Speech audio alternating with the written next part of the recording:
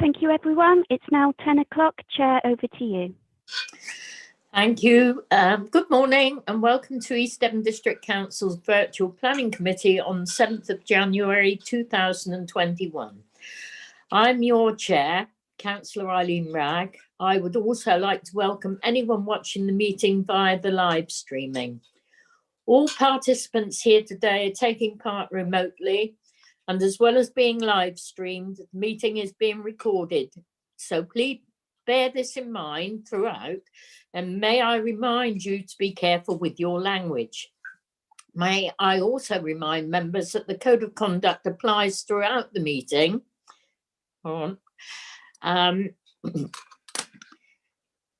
We also reserve the right to remove and disconnect any participant who is disrupting the meeting by whatever means. As this planning meeting is dependent on internet connection and the power supply, in the event of a break in the internet connection and all power supply, please bear with us as we try to reconnect. After 5 minutes, if we are not able to reconnect, we will consider the meeting adjourned and reconvene at a later date. Please check the committee page on our website for details. Please make sure all phones are turned off or are on silent, and make sure all microphones are muted when you are not speaking to avoid any background noise levels. Keep points short and do not repeat points that you have already been made, and please do not interrupt. If you wish to comment, please raise your electronic blue hand and wait to be called. All councillors have been sent the agenda for today's meeting. Any members of the public who want to view the agenda can do so by visiting our website, www.eastdevon.gov.uk. We will now start the meeting by doing a roll call of committee members here present. Can you please now unmute your microphone, and when you hear your name, please confirm by saying present. When you've confirmed you are present, please mute your microphone again. Debbie, can you read out the list, please? Yes, of course, Chair. We'll start with you, please. Councillor Wragg. Present. Thank you. Councillor Chamberlain. Present.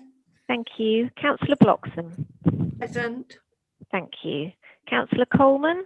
Present. Thank you. Councillor Davey. Present. Thank you. Councillor Brewster-Sarum. Present. Thank you. Councillor Gazzard. Present. Thank you. Councillor Howe. Present. Thank you. Councillor Key. Present. Thank you. Councillor McLaughlin. Present. Thank you. Councillor Pook. Present. Thank you. Councillor Skinner. Present. Thank you. Councillor Whibley. Present. Thank you. And finally, Councillor Woodward. Present. Thank you very much. I can confirm that you're quorate today, Chair. Thank you. Thank you very much. Now, I was advised that Councillor Chamberlain would not be here for today. Could Councillor Chamberlain confirm that she will be here for the duration of the meeting, please? Yeah, good morning, Chair. It's just to confirm that I'm actually just going to listen in the background today because I'm actually working. So I will just be listening in to the meeting. Unfortunately, I'm really sorry. No, that's okay. Then could I, with the consent of the committee, I'd like to nominate a temporary vice chairman, please. And I nominate Kathy McLaughlin. Councillor McLaughlin, are you prepared to vice chair? I am. Thanks, Eileen. Thank you very much. Is that agreed by the committee, please? Agreed. Thank you. Agreed. Right. Yeah. Right. Now, the running order for today's meeting and the speakers list can be viewed under agenda item 1 on pages 4 to 5. Agenda item 2, apologies. Wendy? Yes, we have 2 apologies. We have Councillor Jeff Pratt and Councillor Colin Brown. Thank you. Agenda item 3, declarations of interest, and Wendy will do a roll call for this. Thank you. So I'll do it in alphabetical order. So starting with Councillor Bloxham. None, thank you. Thank you. Councillor Chamberlain, I know you're listening, but do you have any declarations? No, no declarations of interest. Thank you. Councillor Coleman. Yeah, I'm an Exmouth Town Councillor and on the Planning Committee. Thank you. Councillor Davey. Yeah, this is in respect of item 1020 1166 FUL minor Exmouth Brixington. I'm an Exmouth Town Councillor, but not on the Planning Committee. Thank you. Councillor De Sarum. Likewise, as the previous speakers indicated, an Exmouth Town Councillor, not on the Planning Committee, and its reference to the Exmouth Brixington item, which we'll deal with later on. Thank you, Chair. Councillor Gazzard. Yes, Chair. Item 10, I'm an Exmouth Town Councillor and declare a personal interest that I know the applicant and I know the applicant's partner, who is a colleague of mine at East Devon District Council. Through you, Chair, could we please clarify with Councillor Gazzard whether he believes that he may have predetermined or may have a bias due to that friendship? Yes. No, I come here with an open mind. That's not right. Thank you very much.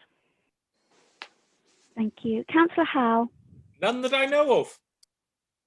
Thank you. Councillor Key. Ward member for item 12. Thank you. Councillor McLaughlin. None, Wendy.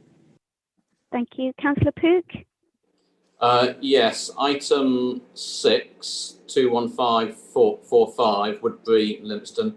I'm a trustee of Stalkham House, which is a residential home which borders the Woodbury estate or the Woodbury site.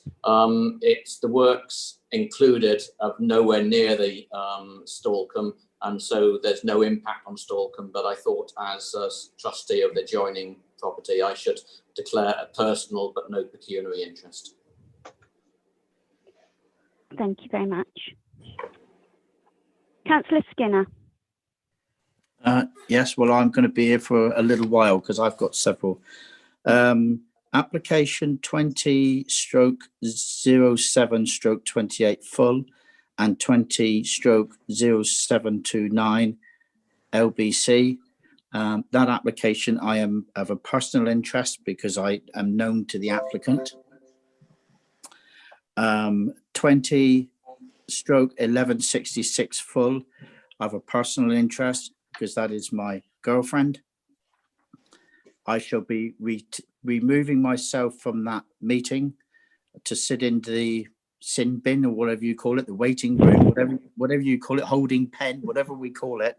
So I'll ask Wendy, please, when that application comes up, I want to refrain from either having any part of the debate and certainly no part of the voting. So I'll ask to be put into the waiting room, if you please. I then move on to 20/2293, which I am known to the applicant. I was the ward member for Orliscombe, and he was a councillor at the time, so I've known him and he's a farmer. And then we have 20/2310, which everybody's overlooked because that application where Barn is Councillor Ian Thomas, who I am very well known to, and I'm declaring an interest that he's a fellow councillor and also I'm known to the applicant, let's put it that way, so that I'm declaring that personal interest. I'm sure everybody else will as well in time. Thank you. Wendy, it's Councillor Pook, just saying, again, on that item 13, I assume because it was a councillor, everyone obviously knows him as a councillor.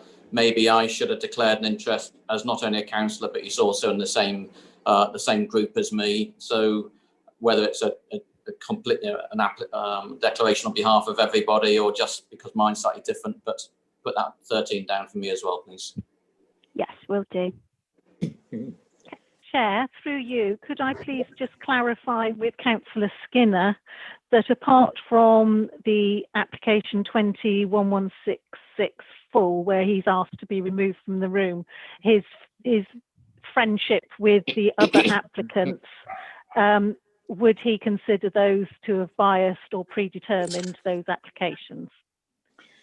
Yes. Can you reply to that, please, Councillor Skinner? Sorry, could you say that again? 11, are you talking, just to be clear, we talk about buy stock? No, apart from that one, you've Yes. mentioned your friendships or you're known to other applicants. Could you Yes. please confirm whether you believe that friendship or knowledge of those applicants you would consider it would bias your decision? I see. Yes. or No, prejudice? fair. Yes, fair comment. No, fair comment. No, I don't. Absolutely not. No. Thank you very No. much. But I think it only right, Shirley, that when I know people, where I've got to with Henry in many discussions over the last couple of months, is that one needs to declare personal interest if you know people, and you need to make that clear, and that's where I am. But it certainly wouldn't make any difference to my view. No. Thank you. Thank you. I'll move on to Councillor Wibley. Hi there. Yeah, I'm an Exmouth Town Councillor, and I am on the planning committee. Also, I guess with regards to 192145, the Woodbury Park application, I worked at Stalkham, the adjoining property that Councillor Pook mentioned. My partner still works there and was until fairly recently a trustee there, but that's merely a personal interest. Personal. Thank you very much. Councillor Woodward. Yeah, item 10 as a Exmouth Town Councillor, and just noting number 13 like everybody else. Item 13. Lovely. Thank you very much. And finally, Councillor Ragg. Yeah, I suppose it didn't really occur to me, but as Councillor Pook has declared an interest, I'm also a trustee at Stalkham House. It's some distance, it's separate from Woodbury Park, but I suppose I ought to declare an interest in case any potential development application comes forward for Stalkham in the future, and I don't know whether it will or not. Thank you. Back to you, Chair. Thank you. Thank you for that, Wendy. Item 4, matters of urgency. There are no matters of urgency to discuss. Item 5, confidential. There are no confidential or exempt items to discuss. And so we move into the main part of the meeting then, which is agenda item 6, application 192145, Major Full, Woodbury Park Hotel and Golf Club. And I'd like to welcome Martin Taylor to the meeting, who is the agent or applicant. I'll ask Chris now to present his report, please. Mr. Rose.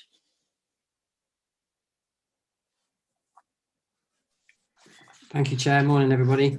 So, yeah, this application at Woodbury Park Hotel and Golf Club, it's in front of you because the recommendation is contrary to the view of the ward member and the parish council. It's an application for the siting of 14 holiday lodges on part of the existing golf complex. So the lodges are proposed up here. There's a lane that runs down here at the moment, and you can see the access that's proposed winding down to the main access to the wider park and hotel complex. So the application, to start, so the application has been amended since its submission to move these lodges that hopefully you can see on the screen here further away from this boundary with the lane to reduce their visual impact. Originally the application proposed an access off this country lane into the site, but that's now been revised so that the access is through the main car parking to the hotel and golf club. So in effect, people would arrive, park in the main car park, and then use golf buggies to access these holiday lodges. I'm sorry if that screen's not very clear, but hopefully you can see there's a layout there of the lodges in a landscape setting. Each of the lodges is approximately 12 meters by 7. They are 2-bed units, so there you can see on the screen there. Typical sort of holiday accommodation, and here's the sort of photos of the golf course and the location where those lodges are proposed. So near to this this screened boundary within the golf course complex. So they've got a concrete base to the units, and it's proposed that there will be planting, there's hedge planting already to the boundary that be further enhanced, planted within the site, and then planted into the boundaries of the units with the golf course. In terms of policy position, there's support for tourism generally in the local plan in a number of policies and for business expansion, so strategy 33 and policies E4 and E5. But with regard to this sort of holiday accommodation, a lot of the policies in the local plan talk about expansion of existing facilities or provision of new facilities where they are adjacent to settlements. But there's also policy E19 that relates to holiday accommodation parks.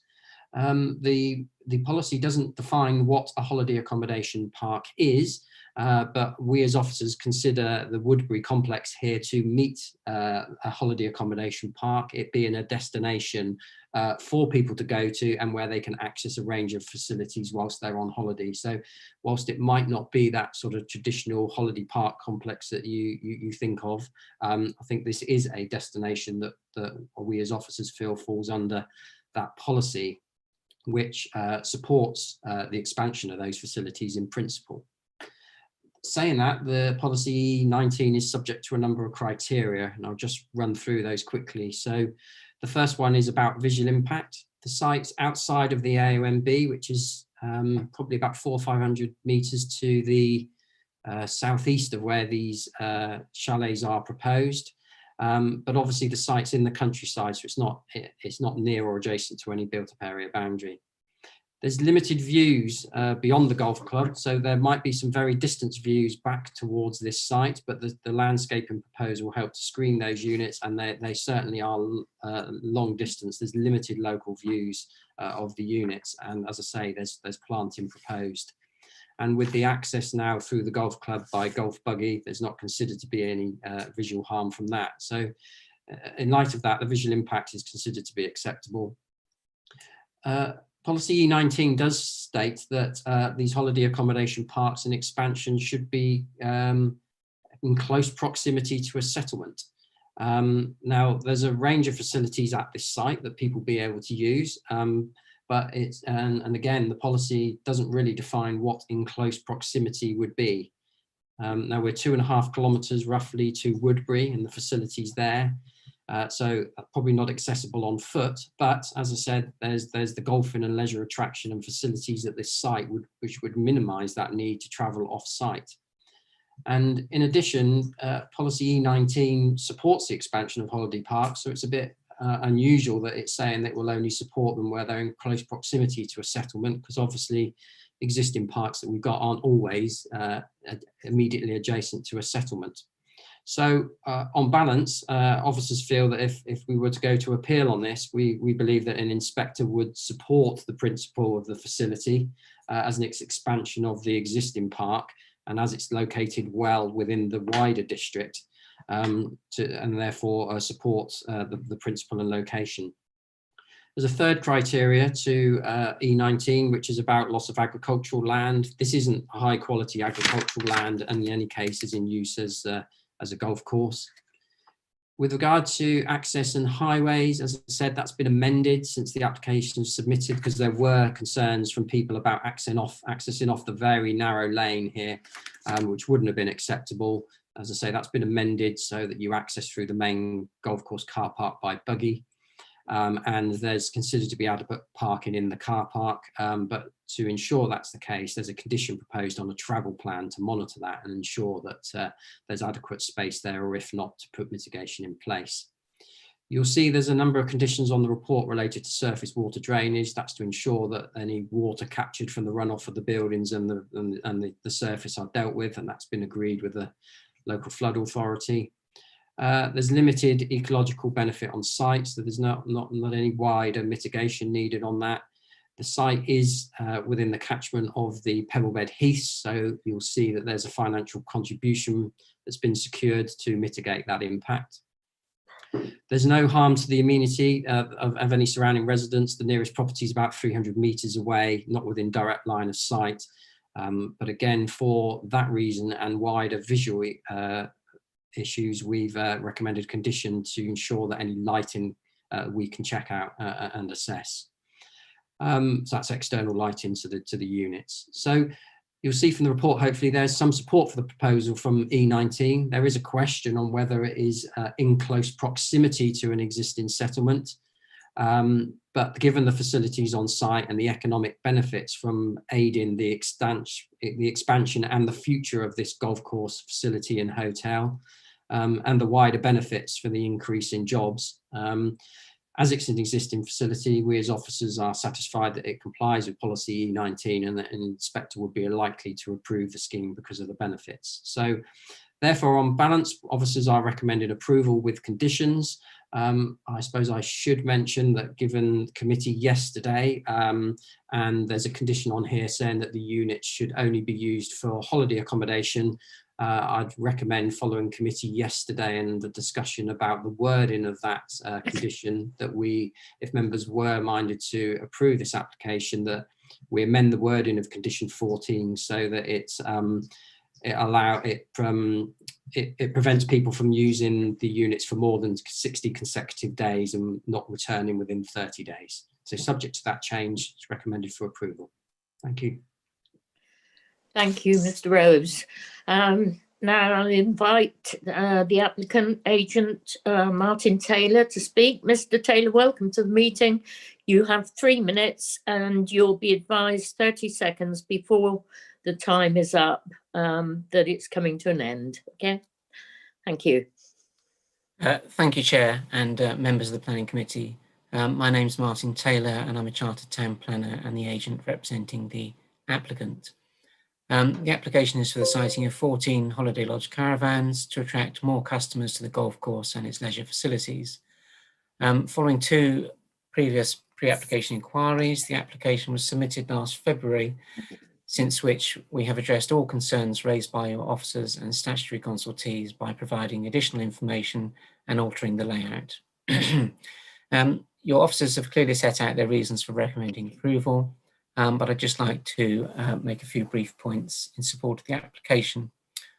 Staying guests will park at the existing clubhouse car park, and access to the lodges will be by golf buggies, as your officers just said. So I'd just like to make it clear that Watkinson's Way will not be used in any way by the buggies or any other vehicles. The buggies themselves will use the buggy track, the existing buggy track, which runs alongside the driving range, and then this will be extended to the lodge site. The buggy track itself will be 3.7 metres wide. This is a site licence requirement, and it is enough for 2 cars to pass each other, and also be enough to accommodate emergency vehicles. And this arrangement has been accepted by the council's landscape architect and the highway authority. Refuse and recycling will be collected by housekeeping staff using golf buggies. The proposed lodges are located at least 10 metres from Walkingdon's Way, with additional boundary planting proposed. This will provide adequate visual and sound buffer between the lodges and the way. This planting will also provide for ecological and biodiversity enhancements. The appropriate assessment carried out by the council concluded that the proposal would not have an adverse impact on the integrity of local nature conservation areas, including the East Devon Pebblebed Heaths. Natural England have reviewed the appropriate assessment and agreed with the council's conclusion. The proposed lodges will not have any adverse landscape impact as they sit at the bottom of the slope. They are well enclosed by the existing tree and hedge screening along Walkingdon's Way, and this screening will be enhanced by additional planting both on Walkingdons Way and on the other side of the lodges facing the golf course. This is demonstrated in the submitted visual appraisal that has been accepted by the council's landscape architect. Given the long-standing decline in golf participation, Golf England recommends that golf clubs should attract different groups of golfers. The purpose of this proposal is to provide a different type of accommodation to attract different groups of golfers to those already using the site's facilities. This will attract an increased number of people staying overnight, whose spending will help the golf club to remain viable, and at the same time boost local tourism as required by your local planning and tourism policies. I hope that the committee will see fit to approve this application in line with the officer's recommendation. Thank you for listening to me. Thank you, Mr. Taylor. Now, I'm going to ask members whether they have any questions that they'd like to ask Mr. Taylor, please.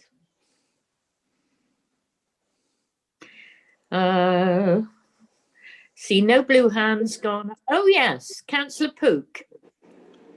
Thank you. So I might have missed it in the presentation there, but was there anything to do with low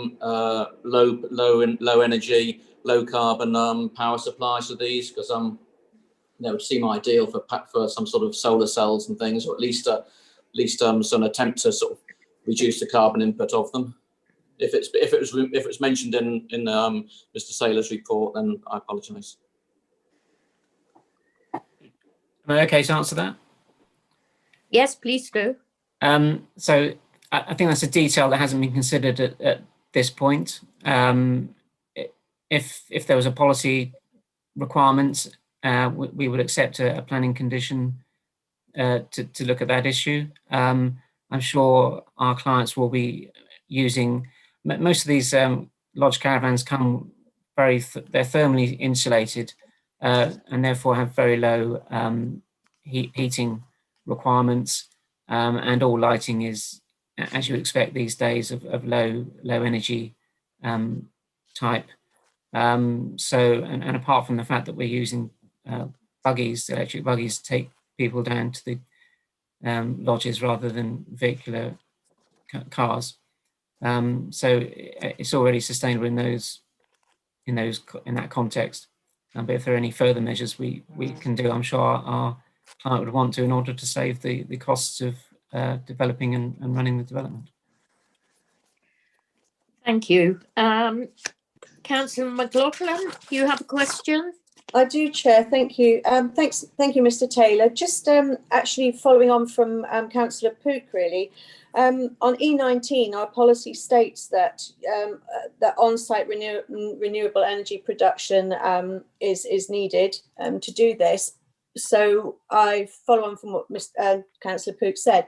The other thing to ask you, I know that I used to come to Woodbury quite a lot, and you only ever had 2 charging points in the car park. If you're going to have 14 extra vehicles parking there regularly, would you consider putting in more charging points in your car park where these cars will be parked? Thank you. Mr. Taylor? Yes, absolutely. We'd be happy to accept a condition on that. I'm sure it's something that our clients are looking into, because obviously more people are converting to electric cars these days, and it's something that we're all going to have to move to over the next decade.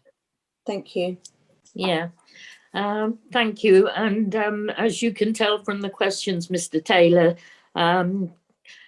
achieving a carbon neutral footprint is high on the agenda for this council, as from last year. Councillor Davey. Thank you, Chair. Yeah, I just at one point certainly there was a proposal to fell a mature oak tree in order to accommodate the road. Is that still the case, or has anything been done to avoid doing that?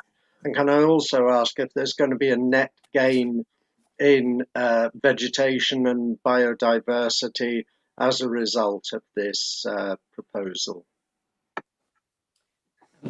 Yes, as far as I'm aware, the route of the access has been moved to avoid the loss of any trees, and as we said, there's a lot of additional tree planting and hedge planting proposed, which will be a net biodiversity gain. Okay, thank you very much for taking those questions, Mr. Taylor. Right, now we move on to the ward members. Would you be available for questions from the ward members if they have any questions to ask you, please? Yes, but I'll mute for now, shall I? Yes, please do. Thank you. Okay, Councillor Benningham, you have 5 minutes. Thank you, Chair. I won't need 5 minutes. There's a couple of points I want to start with. One is the proximity of the site to the nearest settlement. If it's over 2 kilometres, I don't think that's appropriate, and I do believe that contravenes policy E19. That's how I see it, and it's very clear to me that that is a contravention. Another one is, Mr. Rose mentioned about the site being within the catchment of the Pebblebed Heaths, and he believes that mitigation is appropriate for that. I don't. I don't think that mitigation is appropriate for this particular site, because we have to limit damage to the Pebblebed Heaths because they are in fact so rare. So if we're to, in my opinion, to have a look at this and to look at the sustainability of this application, then there is a number of failings. One is the economic sustainability. We already know from the applicants that the golf business is in decline. So what they're trying to do is to prop that up. That's not making it more sustainable, in my opinion. That's delaying the inevitable. With regards to the social sustainability, I would say to you that the actual nearest settlement, Woodbury, would not be in favour of this, and so therefore, if that community does not support the site's expansion, then we should take note of that, because they will not be using it. That's not the intention. It's for people to come and stay from outside of the area. Then lastly, Chair, is the environmental sustainability. Well, I've already mentioned to you that in my opinion, we should not be damaging the Pebblebed Heaths, and so mitigation is not appropriate. So that, Chair, is why I am asking your committee to refuse this application. Thank you for your time. Thank you, Councillor Ingham. I would like to ask Mr. Rose, following on from your comments about close proximity, as in policy E19, what would be considered close proximity? Is there a limit on it? Because it doesn't say in the policy. Thank you, Chair. No, well, that's the point I was making, that the policy doesn't specify what in close proximity is. So that will be for you as the decision makers to make a decision on. I think what I was saying in my presentation is I think that if you had an inspector looking at this, they would look at this wider in terms of the benefits to the golf course and to the benefits of the wider area. And I expect they would come down in terms of saying, well, this is quite well located in terms of the district and access to facilities. But in terms, if you look at the policy wording, is this in close proximity to a settlement? You can argue it either way. So I think that's a judgment for you members to make. And if you feel it isn't in close proximity, you'd have to identify some harm that arose from that. Thank you for that. That's helpful. Now we have Councillor Jeff Young. Councillor Young, you have 5 minutes. Thank you, Chair. Good morning, committee. Morning. This application for lodges in the corner of a golf course to allow expansion of a hotel into the lodge trade is a tricky one. If I had been asked years ago to allow a golf course and hotel complex in this location, I would not have supported it. like several planning decisions that affect the Pebblebed Heaths, which are triple SI, Woodbury Common is known as a special place. It's recognised nationally as a national nature reserve, and I need to declare an interest that I'm a board member of the Pebblebed Heaths NNR. When the golf course was being proposed, how it affected Walkeners Way was a controversial issue at the time, as it dissects the golf course. This ancient way, which provided a donkey track from the salt flats at Budley to Exeter. That's why Woodbury Salterton was so named, as it was a day's journey for the donkeys who stopped at the cider house, now known as the Diggers. Therefore, the historic importance of this track was accepted and protection given to it, that the lane must remain as it is with this ancient hedge intact. It now provides a safe bridleway from Woodbury Salterton up to the common. I'm speaking not only for myself, but for the Residents Association of Woodbury and Woodbury Salterton, the Parish Council, and a group led by my friend Tony Bennett, a wildlife expert who runs Wild Woodbury. Again, I need to declare an interest as I'm a member of all three. The executive summary states that this proposal has evolved since the submission with the lodges, moving away from the Green Lane, Walkeners Way, to the east of the site, and all access taken from the main hotel car park to the site where the individual lodges will be sited. Concerns raised in the respect of impact on the proposal on this historic lane are considered to have been overcome by the revisions to the proposed development, such as that of the potential impact would be limited to glimpse views of the development through established hedging. Well, in the winter, there's not much, there's quite a large glimpse.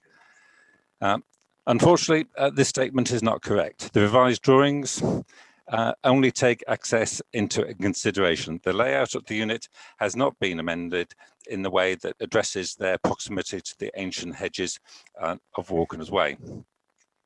National Planning Policy, paragraph 175, advises that when determining planning applications, local planning authorities should apply the following principles. A, if significant harm to biodiversity resulting from a development cannot be avoided through locating on an alternative site with less harmful impacts, adequately mitigated or at the last resort compensated for, then planning permission should be refused.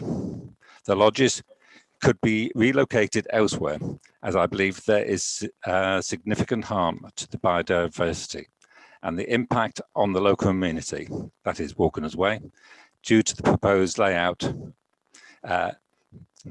and this can be easily avoided.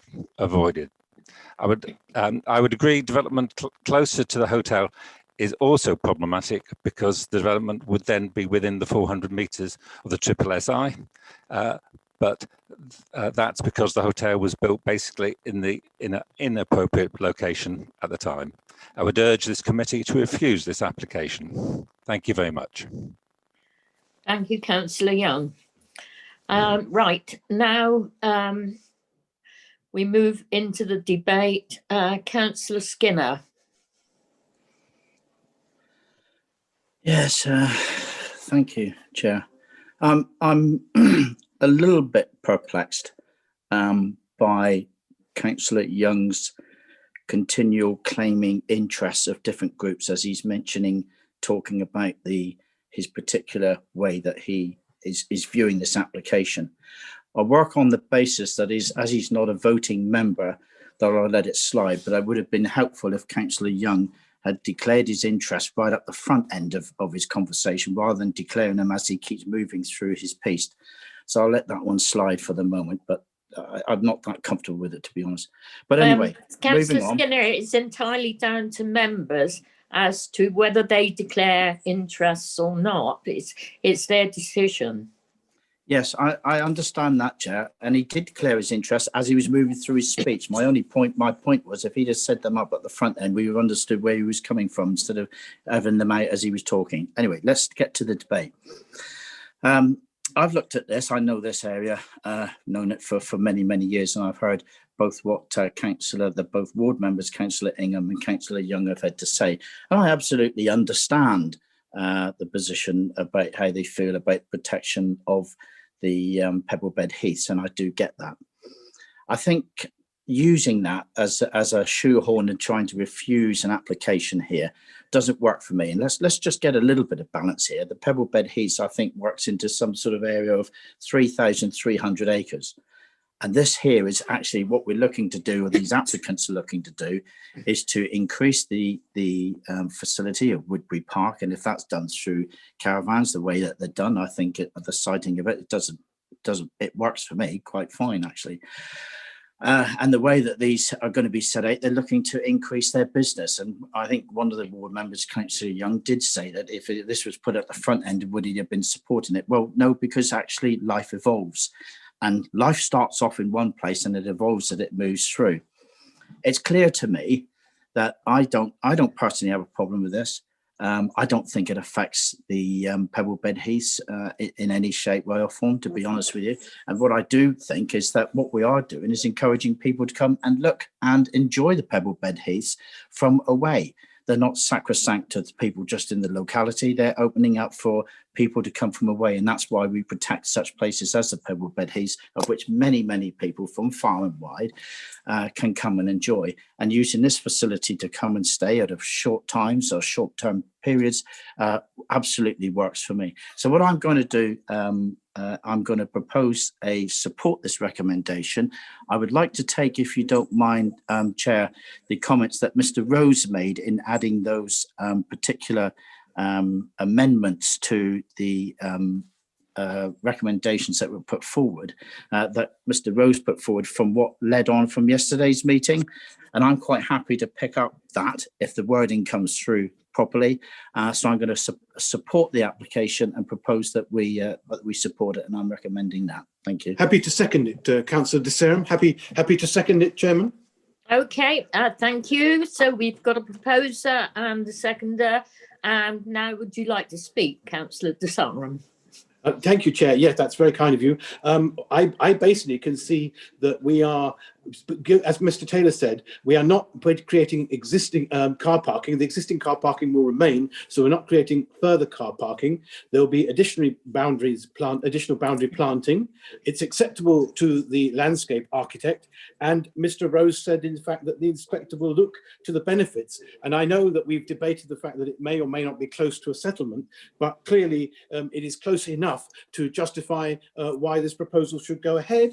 And I think ultimately that we want the business to succeed and be successful. Whilst I understood the ward member, Councillor Ingham's comments that the business this is maybe delaying the inevitable, I don't see that it does delay the inevitable.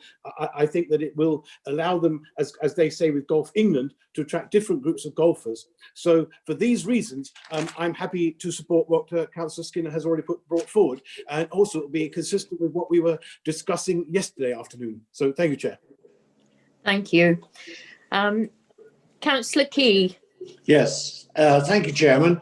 I went and had a look at this site in actual fact. And I appreciate the fact that golf courses all over the country are finding it difficult. Aren't all businesses at the moment with this lockdown that we've got? But I think what we've got to do is, this has been a very, very big, thriving golf course and needs some support, as all other golf courses do, because they spend a lot of money on preparing of them. I went and had a look, and it's at the lowest point there. And it really, to be quite honest, it can't be seen from anywhere because the golf course rises up in front of them. And I cannot see a problem at all. It's not going to affect the lane beside it there. and there's going to be more planting, as the agent said. So I fully support the application. Thank you. Thank you. Councillor McLaughlin. Oh, thank you, Chair.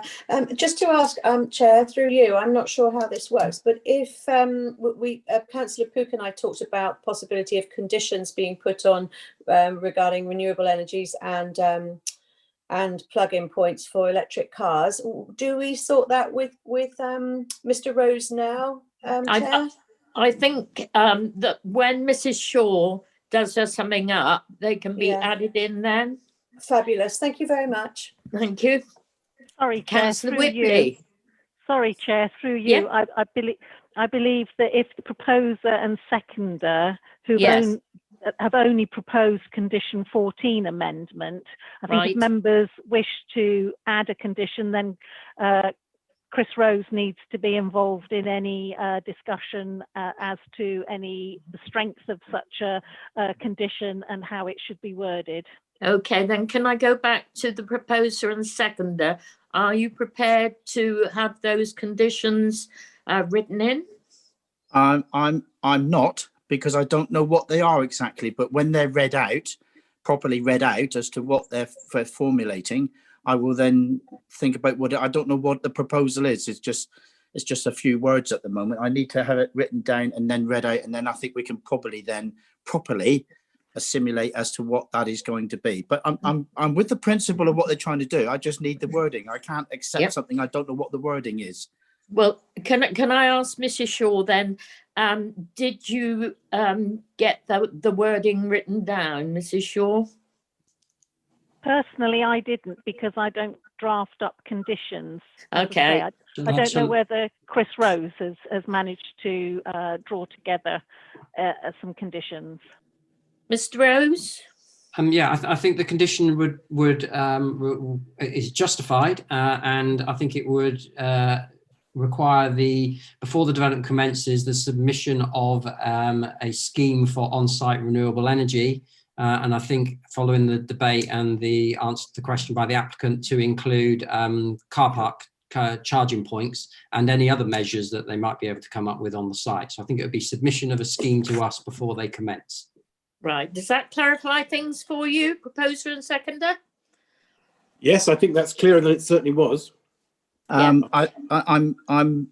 sort of happy with that. I do always like to involve the ward members on these things, and I do believe the ward members should be part of that if that is the case. But yeah, in principle, I'm happy with that if it's enforceable. And but the thing I like to ask Mr. Rose is, can we really as a planning committee, with an application that's being put in, impose conditions on something such as charging points, electric charging points, within the planning application? Or is that really something that stands up? It's almost like we're asking them to do something that wasn't within the negotiation of the planning application, and we're sort of forcing it onto them in some way. I'm not against it, please don't get me wrong. I just want to know how the principles of all this all works and whether it can be challenged.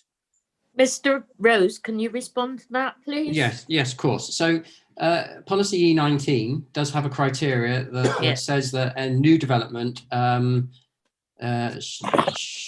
will be subject to the provisions of the local plan in terms of sustainable construction and on-site renewable energy. So I think that gives us the link here to ensure that as this is a new scheme, a new proposal, that there are some sustainability renewable energy benefits put forward as part of the proposal. We as officers focused on, as the agent said, on the electric buggies and the charging points for them at each of the lodges, but I don't see why that can't go further given the wider local plan policies and cover the car park, the main car park, and any other things they can come up with. So I think that is justified. Thank you, that's helpful. And on that, Madam Chair, sorry, please, I need to be clear.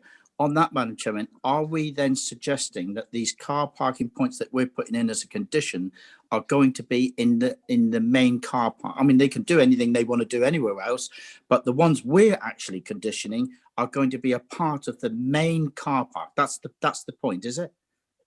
Yes, it would be, sorry, through you, Chair, it would be the main car park because that's where the visitors will be parking and then getting their golf bikes. So the main car park, yes. I'm clear. Yeah. I'm happy, Chair. Happy. Yeah. Yes. Oh, I'm so glad you're happy. Nice to have happy people on the committee. Councillor Whibley. I'm quite happy, Councillor Ragg. Thank you. Yeah, obviously, I think in terms of promoting tourism and, you know, in these difficult times, that's really, really important. When we've heard about the Pebblebed Heaths, Natural England say that mitigation should be in place. I don't know if I'm missing it, but how harmful will this be to the Pebblebed Heaths? I don't know if this is something that Chris Rose or Martin Taylor can answer. What impact will this have on them? Because I think in terms of making a decision, that's quite important for me. I don't know if anybody has any further information on that, and to what extent will any mitigation be successful? Thank you. Are you concerned about the numbers of people visiting? Because we've been told there's been a decline in the sport of golf. So it just when Natural England made their submission, so the development falls within the zone of influence of the Pebblebed Heaths. Yeah. It's likely to have, it's anticipated that any new housing and tourist development in this area is likely to have a significant effect when considered either alone in combination, etc. So any mitigation measures should be in place before permission is granted. Yeah, so the development as a whole, how will it affect the Pebblebed Heaths? Because that doesn't make it clear. It just says that it will. Okay. Mr. Rose, perhaps you can answer that. Yes, of course. So there's two things at play here. So the local plan itself has policy in there that says that we won't allow any new residential development within 400, either on the Pebblebed Heaths or within 400 metres of it. And that is to prevent people living on the Pebblebed Heaths and destroying it. This site is more than 400 metres. These lodges are more than 400 metres from the Pebblebed, so that it satisfies that policy. But then we have a separate policy and arrangement with Natural England that anything within 10 kilometres of the Pebblebed Heaths, we then secure financial contributions from the developer, of which we've secured in this case. And that goes into a pot of money that we, as a district council, along with Natural England, use to mitigate those impacts. So to improve signage, car parking, reduce dog usage in it, and that then mitigates the impact from the development. So in this case, it's far enough away from the Pebblebed Heaths and the applicant has paid that contribution to mitigate the impact. Okay, so it's not the development itself physically affecting the Pebblebed Heaths. Okay, that's cool. It's the visitors, yes. Right, brilliant. Yeah. Okay, thanks for that. That's clear. Thank you. Thank you. Councillor Gazzard. Thank you, Chair. I was going to ask a similar question to Councillor Whibley and it's been answered. Thank you. Okay. Councillor Howe.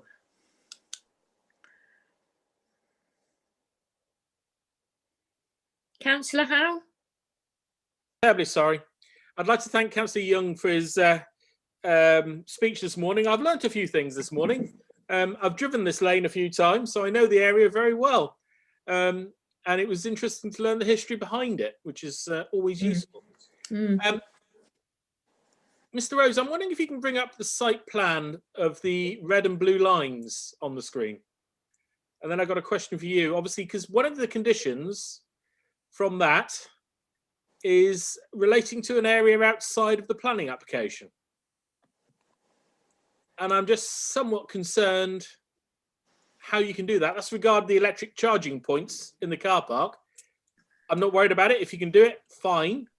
But it just occurred to me that you're putting a condition on an area outside of the planning application. But I'm fully supportive of the fact that it should be renewable energy and everything else used on the site itself. But I just had that query to clarify, can you do that? I'm a bit more dubious, shall we say. But otherwise, I'm fully supportive of what the motion is. Thank you. Mr. Rose?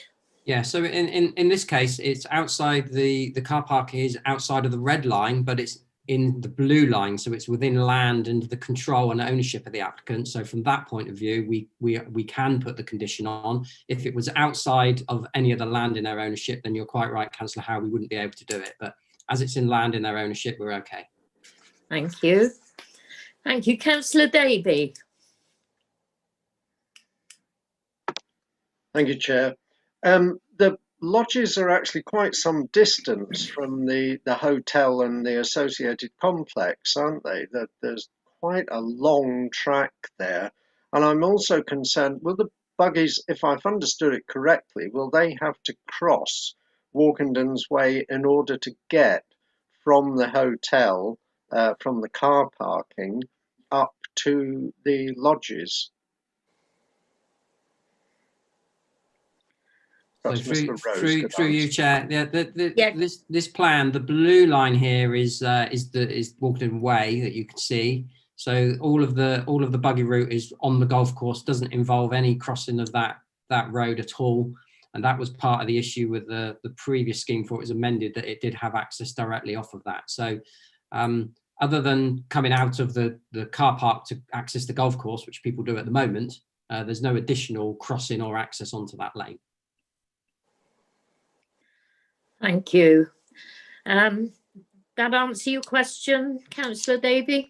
Yes, thank you. Thank you.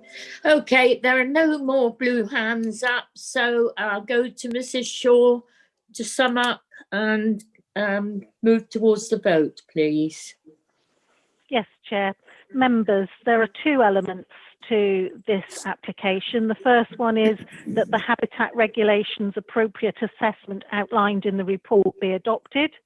And secondly, that the application is approved with conditions as listed.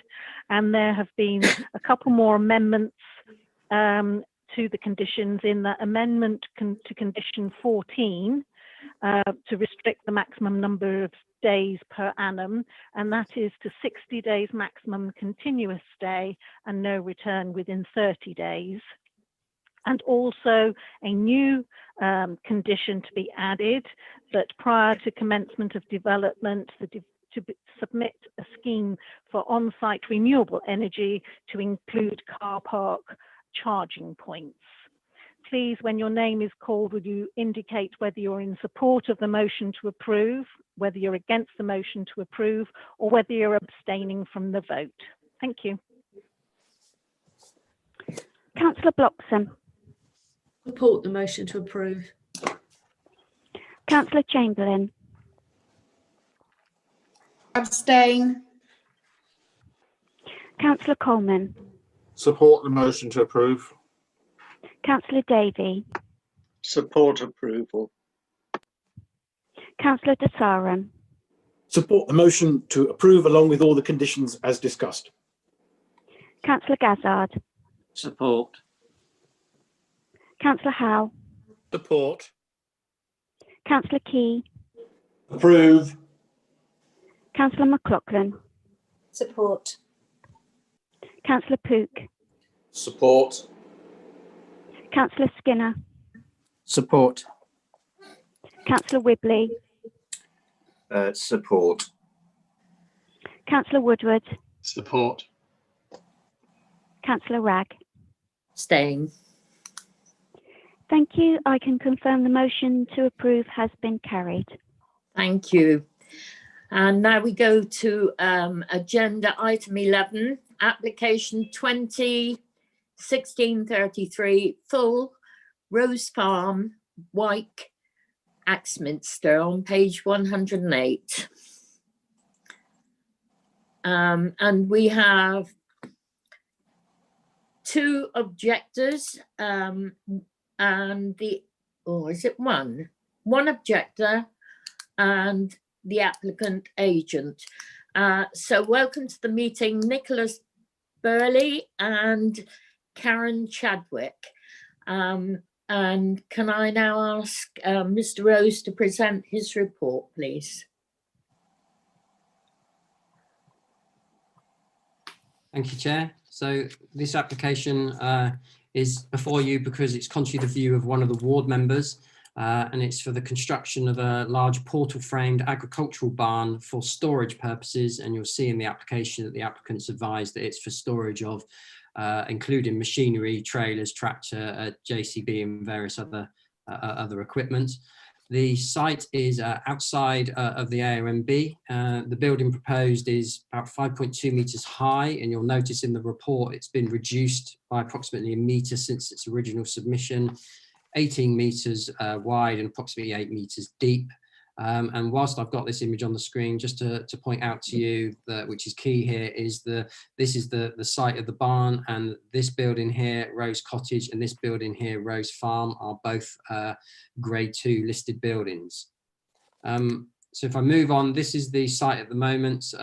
This is the site, so you can see there's a hard standing area and some loose boxes and sheds. The roadway, public highway, comes in and bends round here. We've got Rose Farm here, which is the listed, and on the other side of the road, Rose Cottage.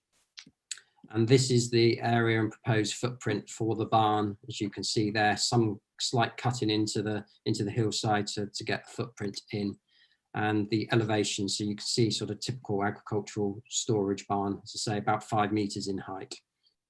And here you can see it in relationship. So that's the location of the barn. You can see the barn there in relationship with the main listed farmhouse. And again, the Rose Cottage down here, which is listed. So these are the views down the lane. So you can see some of the equipment here and some of the buildings and the application property above this high hedge as you come down. And then when you come down, you can see this is on the corner of the road. So we've got the main listed building associated with the property here. And behind this fence, you can see some of the existing storage buildings, and the application building is proposed in here. So you will see the upper floor, the upper part of that building in the context of that listed building and the site. And again, so the site is off here to the right of the screen behind this hedge, and you can see the relationship to two listed cottages there. And this is further down the road looking back. So we've got one listed building here, the application property to the left, and then the other cottage to the right, and the farm building will be here in the foreground of the new building. And here's the photos of the site at the moment. So you can see there's various equipment on the site, various storage buildings that already house, and then some equipment that's stored externally, and stables and sheds. So in terms of the principal development, policy D7 of the local plan supports agricultural buildings, but it does state that it only, because they are likely to have an impact on the countryside, it supports them only where there's a genuine agricultural need that's been demonstrated. In this case, the applicant has stated that they got 17 acres associated with this land and rights to use another 7. As you see from the report, though, the application as submitted demonstrates very limited agricultural activity and provides very little detail in the application of what that activity is and why this new building is required.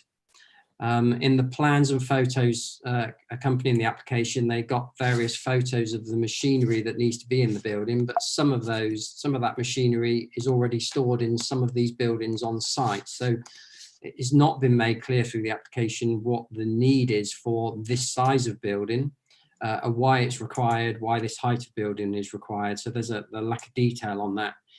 We have been back to the applicant's agents on a couple of occasions, but we've been unsure what the justification for this size of building is, and it hasn't been made clear in the application. And we've also looked at the aerial photos, and it doesn't appear that the land owned by the applicant is very intensively farmed. That was the impression at the site visit and from the aerial photos, and we haven't received any further information on that from the applicant. And the 17 acres are just a handful of smallish fields, so quite restrained in their coverage. So given that lack of information with the application, we haven't been, as officers, convinced that there's a genuine agricultural need for this building, or certainly not for a building of this scale, and why the existing buildings there can't continue to be used. The second point with the application is, even if the need is accepted, you'll see there's concerns from the conservation officer and the neighbours about the visual impact of the scale of the building proposed. We've got this lovely setting here with these listed cottages, and the concern is that the increased this large agricultural storage building in close proximity to those listed buildings will harm the setting and change the appearance of that area. And as members will be aware, you need to give special regard to protecting the setting of listed buildings. So give that more weight than other issues. If there is some harm, which officers feel there is in this case, and supported by the conservation officers, then to override that, there needs to be some wider public benefits that accrue from the proposal. And in this case, whilst there would be benefits to the applicant from the storage of their machinery, there aren't any wider public benefits that would override that harm on the impact of the setting of the listed buildings. So in light of that, due to the scale and position of the building and the impact on the settings of those listed buildings, and because of the lack of information submitted with the application to justify the building of this size, the application is recommended for refusal as being contrary to policies D7 and EN9. Thank you. Thank you, Mr. Rose. Now, I understand that Nicola Burley is now in the meeting. I am, Chair, yes. Yes, thank you. Welcome to the meeting. You have 3 minutes and you'll be advised 30 seconds before the time is up. Chair. Thank you. By way of introduction, I'm a chartered town planner with a specialism in conservation and regularly work in East Devon to conserve the district's historic buildings and environment. I have been commissioned by Mr. and Mrs. Whittaker, neighbours of Rose Farm, to consider the impact of the proposal upon the setting of Rose Farm and neighbouring Rose Cottage, both of which are listed Grade 2. Mr. and Mrs. Whittaker have expressed concerns regarding flood risk in White Green, the nature of the holding at Rose Farm and the need for the proposed building, representations to the council, but it is to the officer's recommended reason for refusal, to the harmful impact upon the listed buildings that I turn. Section 66 of the Planning, Listed Buildings and Conservations Areas Act, 1990, the Listed Buildings Act, states, in considering whether to grant planning permission for development which affects the listed building or its setting, the local planning authority, or as the case may be, the Secretary of State, shall have special regard to the desirability of preserving the building or its setting. This special regard is enacted in national planning policy, local planning policy, and is reinforced by planning case law, notably Barnwell Manor and Forgefield, which both confirm the great weight and special regard that must be given to the setting of listed buildings. The hamlet of Wyke, settled into rolling countryside south of Axminster, just north of the East Devon AONB, has Rose Farm and Rose Cottage, both listed Grade 2, as visually prominent dwellings. Built of local rubble stone with thatched roofs, small windows and chimney stacks, they are what might be thought of as quintessential Devon cottages. Dating from between the 17th and 18th century, they are a well-preserved and attractive composition. Two properties are seen in isolation as a pair of small historic dwellings in their original open countryside setting. As stated in the NPPF at paragraph 184, these heritage assets are an irreplaceable resource, should be conserved in a manner appropriate to their significance so that they can be enjoyed for the contribution to the quality of life of existing and future generations. As identified by the Council's officers, the erection of the proposed large standard engineered agricultural building by virtue of both its scale and location failed to preserve the rural setting Grade 2 listed Rose Farm and Rose Cottage. The proposal would take away the special rural setting which contributes to their special interest, contrary to the requirements of the Listed Building Act and planning policy. 30 seconds remaining. Clearly identifying and detailing the harm that the proposal would cause to the character of Rose Farm and Rose Cottage, both listed Grade 2, because of the impact it would have upon their setting, so consequently recommending that the application should be. Thank you. Now we have Karen Chadwick speaking on behalf of the applicant. Karen Chadwick in the meeting? Yes, I am. Thank you. Welcome to the meeting. You have 3 minutes. Would you like to start? Thank you. I'm speaking on behalf of the applicants. The planning consultant, Alan Bracken, is on jury service. I'm a friend of the applicant and they feel too emotionally involved to present the case. The development is described as an agricultural barn, which arose from a suggestion by the council back in August that as part of the application process, it would be necessary at the outset to provide agricultural justification for the building in accordance with policy D7 of the local plan. That request was honoured in the submission. However, in the light of the comments made in the report before you, it's clear that the function and the purpose of the building needs to be clarified. Those of you that have visited the site will have seen a collection of buildings and open storage areas within it, and you've been able to assess its relationship to the adjoined listed building. The proposed building is best described as a general storage building with a dual function. It should not be used for storage of any plant, equipment, vehicles or haylage that is not already stored or parked within the site. Its dual function is for storing equipment described in the report before you that is currently used by the applicants on their holding, and for haylage that's produced from within it. It's used in association with the established stabling. In addition to the 3 stables within the site, there are 2 timber garages that currently house tractors and a mule multi-terrain vehicle. These would be moved into the new building to free them up for vehicle storage for Rose Cottage, and more importantly, to re-provide garaging for Rose Farm, which it presently lacks. The report agrees that the harm caused by this building on the setting of Rose Farm would be less than substantial. A site visit to assess its relationship to Rose Farm will reveal that it would actually cause no harm. You are advised in the report that the rural green agricultural setting has been continually eroded to the extent where it has severely diminished this setting. This application site does not form part of the historic setting of Rose Farm. And there's a photo taken from the 1960s that show only a large extension to Rose Farm, but also some existing outbuildings that have been replaced. The logical position for an undercover storage building to accommodate the applicant's machinery and haylage presently stored on the site in associating with farming and the equine uses of the land is precisely where it's shown in the application. It would be 30 seconds remaining. Thank you. Cut into the slope of the site, and its height has been reduced already so that it cannot be viewed from Rose Farm over the fence around the outbuildings. If the council had indicated its concern at the design of the building during processing of the application, the applicants are more than happy to change those external materials and remain happy to do so. In summary, the proposal is for a general purpose storage building to accommodate all the vehicles, equipment, machinery and haylage presently stored on the site. It would fit comfortably in group buildings and preserve the setting of Rose Farm. For members who haven't visited the site but have concerns, Mr. and Mrs. Bostocks would be more than happy to show them around and agree appropriate alternative external materials at the same time. Thank you. From what has been said, I'm getting the impression that some members have been out to visit the site. Is that correct?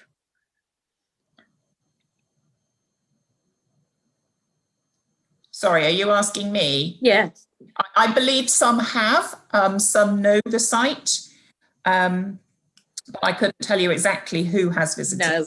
Well, I think if members of the committee have been out to visit the site, could they say so, and how they came to visit the site, just so that everything's above board, please.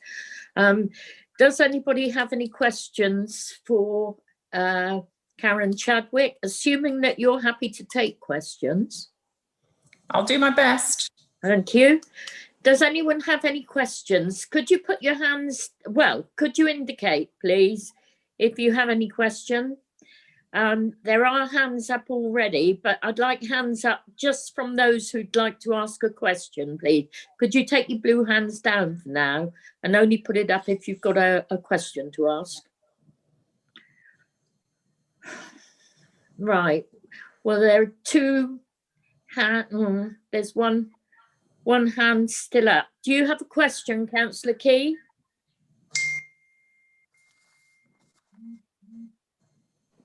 No, Chairman. I took my hand down. I'm just going into the.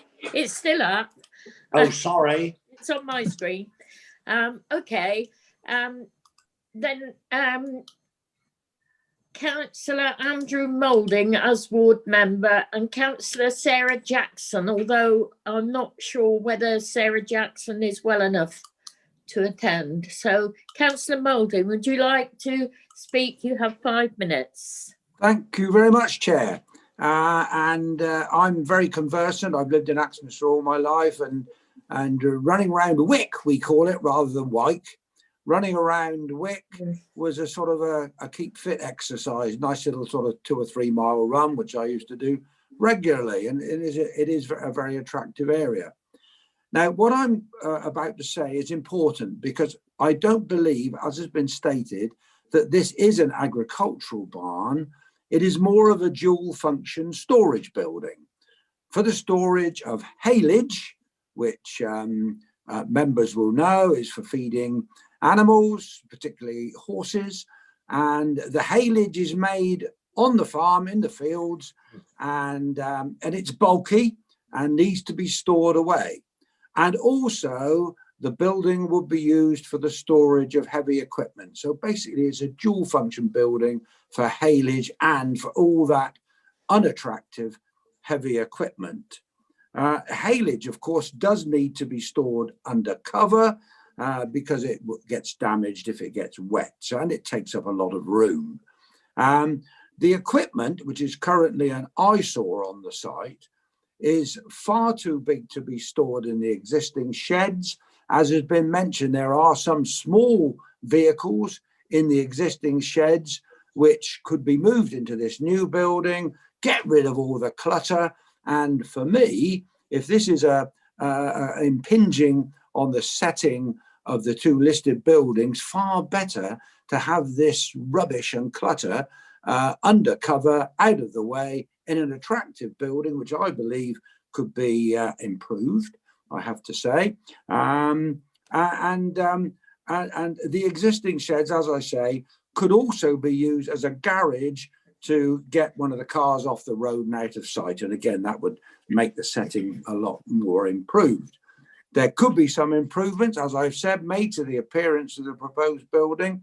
And I would hope that that could potentially be conditioned so that the proposed building would be a little more in keeping with the environment in that area.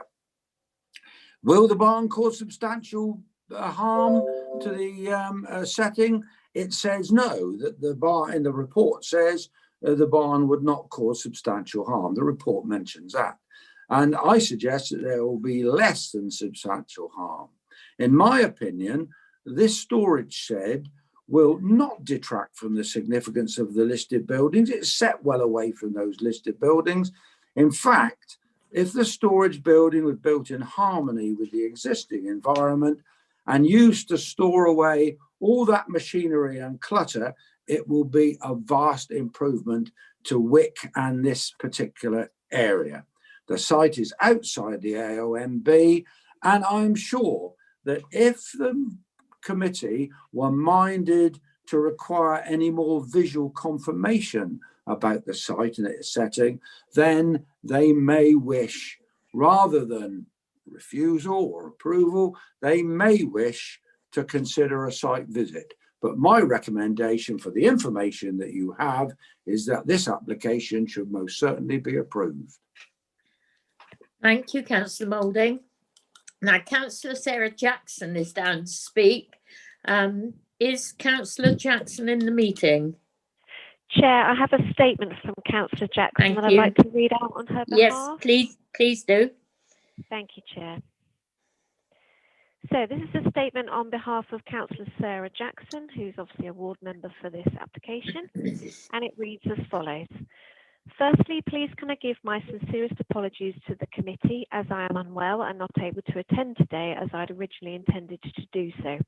May I ask that this statement be considered as my ward member comments about the application before you now.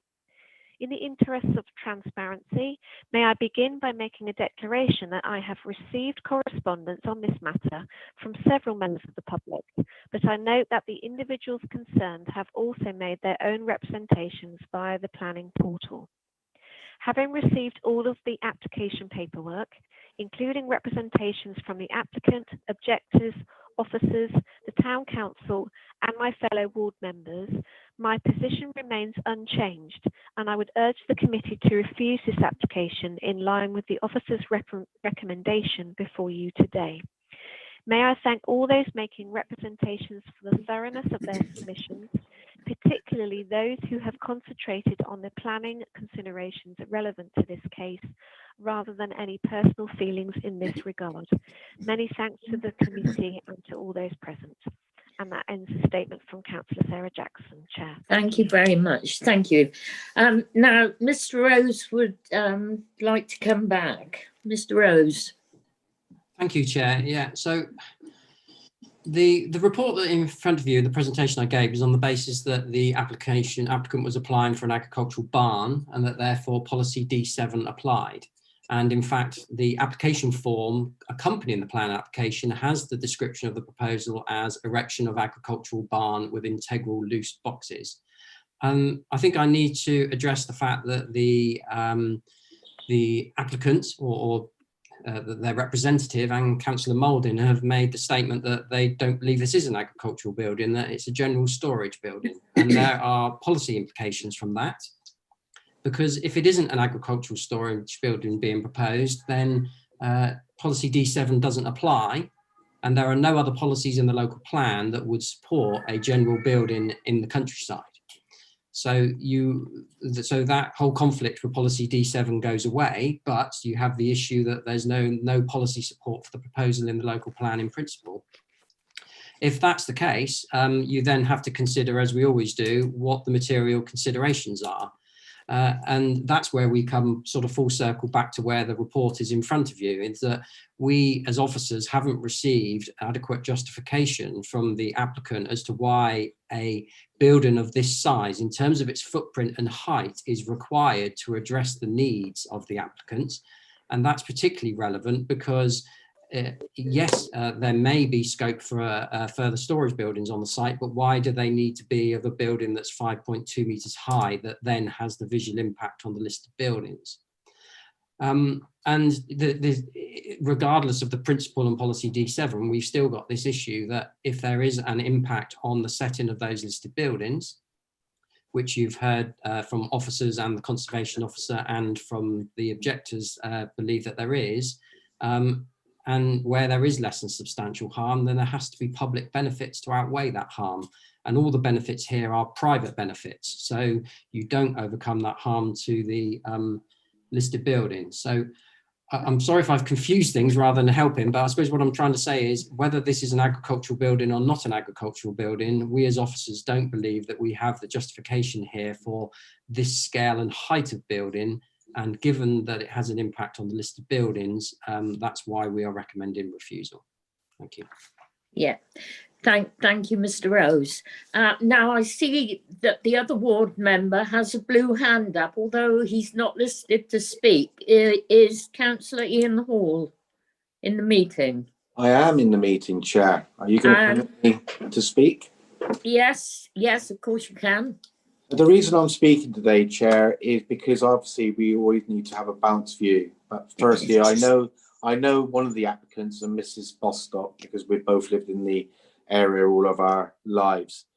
But when I've looked at this application, I've looked at it, the application in front of me. I also know the area very, very well.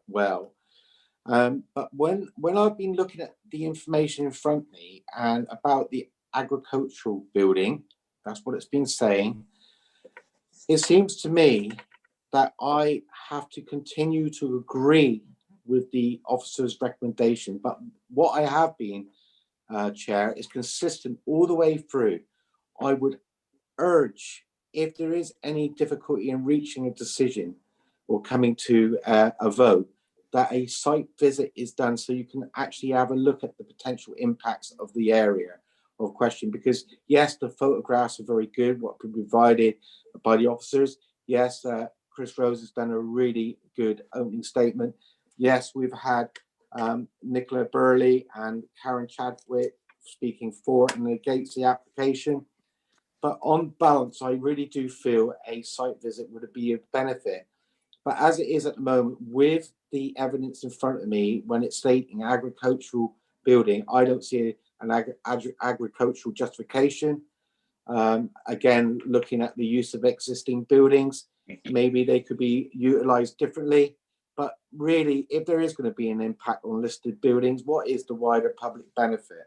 And as for the height, 5.2 meters, that is, in my opinion, far, far too prominent in the area.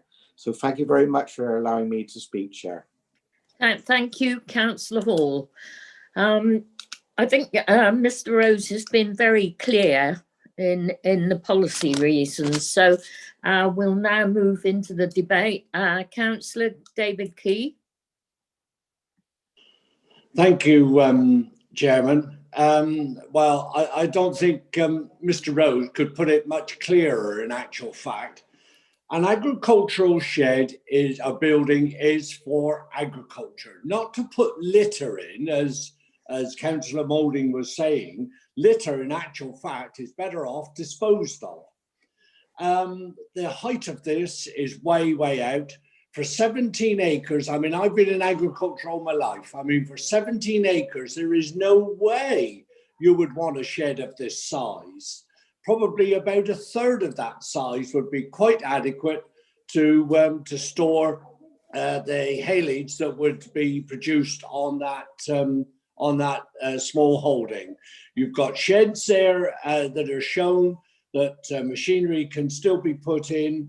And it wasn't very far away from this site, in actual fact, that on the same road going into Wick, that we actually refused a building, and that was on a on a larger farm altogether, and that was refused as well.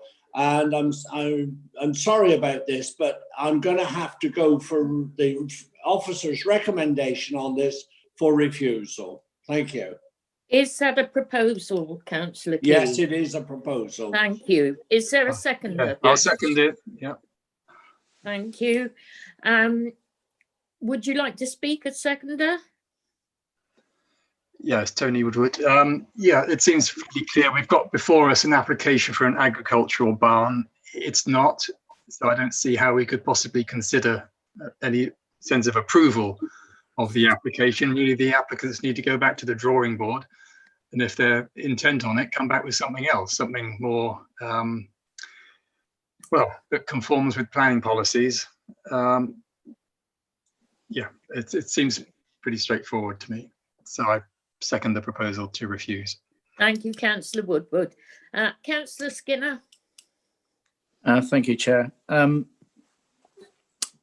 Yes, I think I would have seconded the proposal to refuse, but I'm going to take a slightly different view, and I think Councillor Ian Hall has put his point over well, and I it's a pity it was picked up that what Councillor Moulding said about litter. He didn't mean litter. Litter is litter. We all know what he means, but what litter is. But what he does mean is as we see machinery that's about that. It could be put inside, and having haylage in that, I can get that as well. I think what this is really more than anything, it's the scale of the building in the height and the sheer scale of where it is. And I think if I do read it correctly, and I'm not meaning to put words into anybody's mouth, but I think Councillor Key was suggesting that were it to be a little bit more in scale and perhaps a little bit more wooden framed, and it looked a bit more in keeping with the buildings around it and its surroundings, it may have a bit more of a chance. But as Mr. Rose has pointed out, there is no justification at the moment with an agricultural use, and I'm not sure where equine fits within agriculture. I'm not sure that it does. I'm sure Mr. Rose would put this right. But even if the haylage was for, say, cattle or whatever it may be, I just don't think that the scale of this building into where it's going at this moment in time is necessarily going to work. But I do believe there should be something that should work, because there should be something that could fit in working with, even if it is a small acreage, and something that can work in with the environment and working with the animals of which they got. And I do get the bit of putting machinery in the drying out the way. I don't term it as litter. I term it as anybody has. I can see that hedge trimmer, some McConnell hedge trimmer, that thing there costs somewhere in the range 9, 10, 12,000 quid, and leaving it out into all weathers is not something we necessarily want to do. But I think I'm going to have to go along with refusal. I'd like to think these people, the applicants, would rethink about what they're doing, perhaps the scale and size of it, and perhaps if they had an opportunity to come back again, is something we could view slightly differently than what we can at the moment. But I think I'm going to have to go along with the refusal at the moment. Thank you. Thank you. Now there are 3 more speakers. Unless you have something new to add, can you put your blue hand down? But I'll go with Councillor Howe next. Thank you very much, Chair. I was just going to add to what's been said, actually. I think it is wrong. I think we have to stick with our officers in asking for justifications for these things. And as such, that needs to be paramount, particularly with agricultural buildings. It's going to fall foul other ways. But my understanding is anyway, with refusal does not give this end. I believe the applicant should have a free go coming to have a second go if they think they can justify it or anything else. So, you know, it's not a be all and end all, and I just don't see what a site visit would do either. So I'm quite happy with the refusal, and the effect on the listed buildings is quite evident from the photos. I don't think we need to go and see. So thank you very much. Thank you very much, Councillor Howe. And now, thank you. You've removed your blue hands, the other speakers. We had a bit of a marathon yesterday. So I'll move to Mrs. Shaw to sum up, please. Thank you, Chair. Yes, members, there's only one motion on the table for this, and that is refuse for the reasons as listed in the officer's report. When your name is called, please will you indicate whether you're in support of the motion to refuse, you're against the motion to refuse, or whether you're abstaining from the vote. Councillor Bloxham. Support the motion to refuse. Councillor Chamberlain. Abstain. Councillor Coleman.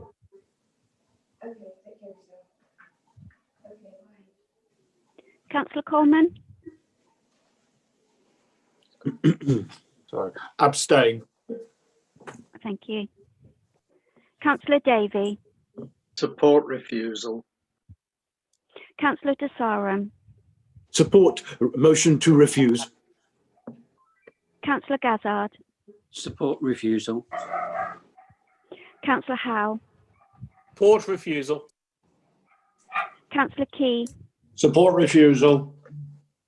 Councillor McLaughlin. Support refusal. Councillor Pook. Support refusal. Councillor Skinner. Support refusal. Councillor Whibley. Support refusal. Councillor Woodward. Support refusal. Councillor Ragg. Support refusal. Thank you. I can confirm the motion to refuse has been carried. Thank you. And I'd like to thank Nicola Burley and Karen Chadwick and the ward members for their contributions. Thank you. Right, now we move to agenda item 7, application 200728 full and 200729 listed building consent, King's Arms Hotel, Gold Street, Ottery St Mary, on page 42. So we just have the ward member and committee ward member to speak.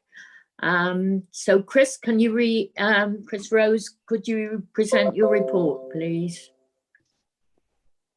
Thank you, Chair. So yes, site at the King's Arms Hotel and Ottery St Mary.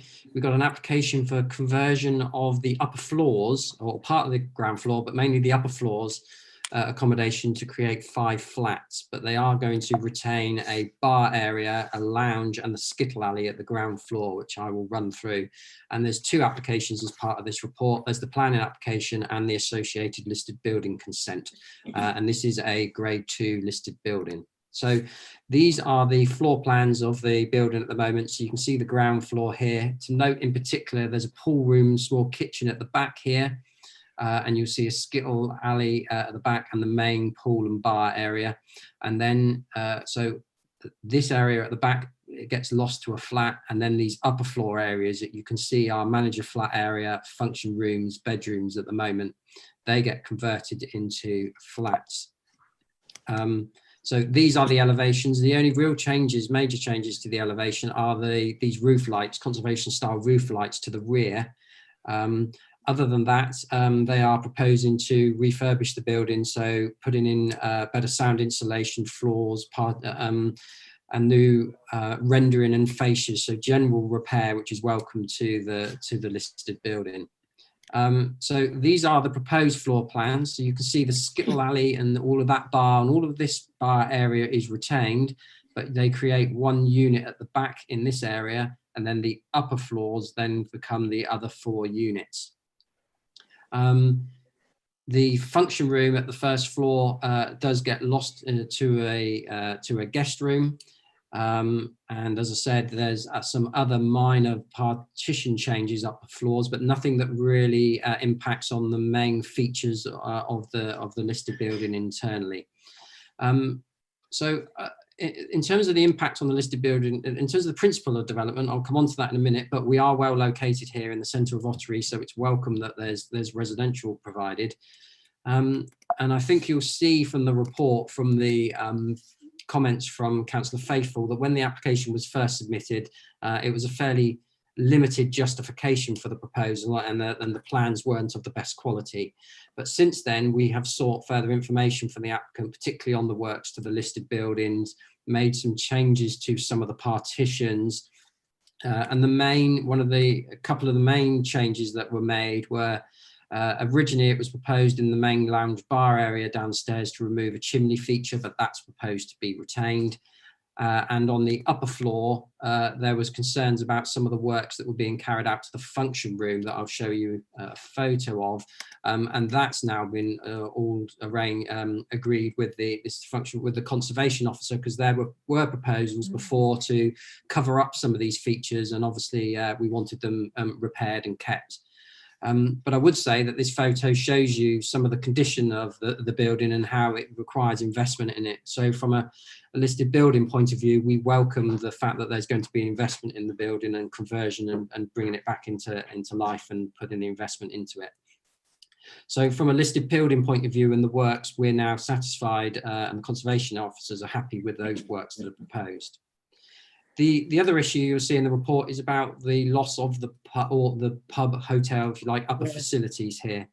So it was approved previously on the upper floors in way back in 2002 and 2010 that the upper floors could have been converted to residential use, but those applications were never implemented. And then following that, we've got a new local plan and neighbourhood plans. You've gone. Can't hear you. Am I back? It's all right with me. Yeah, it's fine. Yeah, I can hear him. I am. Yes. You're back again. Yeah. All right. Yeah. Good. Thank you. Sorry. So so there were previous consents about to convert the upper floors to flats in 2002 and 2010, but they weren't implemented. And since then, we've got the local plan and neighbourhood plan that seek to prevent the loss of community facilities for obvious reasons. Now, in this case, the pub is retained, and that's the main business that's been carried out here, and that is a positive. So there's no loss to the pub. The pool room's retained at ground floor area, but we do lose this function room upstairs and a small kitchen out the rear. But they, as you can see, they've been unused for a considerable period of time and are in a poor condition. So it's considered that the benefits to the listed building, the introduction of those 5 units and allowing the retention of the pub is satisfactory in terms of the policy position. There's 1 parking space per flat proposed at the rear. Whilst that's less than our policy requirement, we are in the centre of Ottery here, so I think that's adequate car parking provision. The proposal will improve the appearance of the outside of the building in the conservation area, and again, that's considered to be a benefit, and they've adequately addressed bin storage provision. So, despite the application, when being originally submitted, having not being fully justified and not being of the best quality plans, that has been addressed now, and it's considered the benefits of bringing these upper floors back into use, plus the investment in the listed building, the provision of those 5 units, and the retention of the pub and the skittle alley for community use, weigh in favour of the proposal and outweigh the loss of the upper floor function room in particular. So in light of that, both applications are recommended for approval with conditions. Thank you. Thank you. Councillor Peter Faithful, is he in the meeting? Okay. Yes, Madam Chairman, or Chair, or whatever you are. I'm the chair. I don't object to the basic principle of converting the upper floors into apartments. My concern has been about, well, basically the original plan, just as Mr. Rose rightly said, there wasn't any detail in there at all. It was hand drawn without even a ruler on it, which has, we've gone beyond that. That there is concern about structure of the building. I'm not sure if anyone's taken any notice. In this view, the right-hand roof window, I believe it's down below that, there's a structural crack, stress fracture in the building. And I've been told that is opening up. I'm not sure. I think that's the crack he was referring to. So it's structural issues and conservation is what I've been concerned about, and making sure that they're properly being addressed. I'm not sure if they've covered it enough for our conservation officer. Whether this could have gone to delegated or not, I'm not sure, but I just wanted to make sure it went all the way through and get properly addressed all the way through. It's the structure and conservation was what I was concerned about. So I think that's about all I need to say, isn't it? Okay, thank you. Mr. Rose, could you respond to that comment? Yeah, so I think I could have mentioned it in my introduction that, yeah, that as you can see from the photos, particularly inside, there is investment needed in the building, and the conservation officers have worked hard to ensure that we've got those details. And yes, as part of those conversion works, the benefit of the grant of planning permission to allow that residential is they can then put the investment into the building to do those repairs and those cracks. And structurally, that has to be carried out in association with our colleagues in building control, who work very closely with the conservation officers. So granting this consent would be the start of that process to ensuring that those stability issues and the investment in the building can be carried out. Yeah, thank you, Mr. Rose. Right, Councillor Pratt, I don't think he's here today, is he? No, he sent his apologies. He didn't send any comments about this? No, I haven't received any. Okay, thank you. Then we move on to the first speaker, Councillor De Sarum, please. Thank you, Chair. I think this is very positive. It's a good use of a redundant floor space. I note that this is the fourth application in 18 years. It's going to do, as Mr. Rose said, be the start of the process if we go forward with this. So I would like, subject to other members' thoughts, I'd like to propose approval in line with the recommendations as described in our report.